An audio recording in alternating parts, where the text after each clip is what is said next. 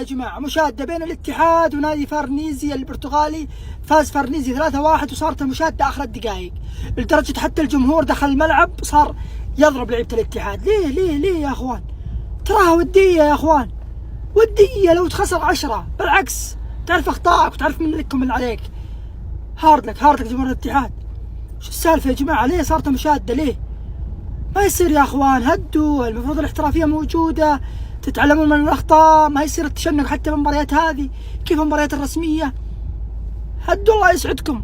مشادة وضرب وهواش وما في استعداد زي الناس، وحراسة يدخل فيها الجمل. لو يدخل جمل بطيء يمشي كذا يخش هدف. دفاع منتهي، حارس منتهي، هجوم ما أدري شلون، ما في غير ديابي بس. سلمنا على ديابي وبس. هارد لك جمهور الاتحاد. فهدوا يا جماعة. المفروض انكم في احد يضبط الفريق هذا الفريق مو فريق احترافي صراحة. هذا الفريق متشنق، هذا الفريق مشحون كثير، فيه مشاكل. هدوا على اموركم، الامور طيبة وترك الاندية تخسر. النصر ما فاز غير مباراة واحدة من 6 مباريات. يعني الوديات تتعلم، مش لازم تفوز. معوضين خير وهدوا اموركم، والله يوفقكم بالجاي.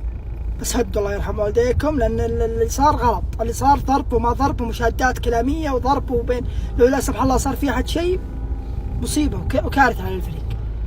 الحمد لله على كل حال عدت على خير، وهدوا الله يسعدكم.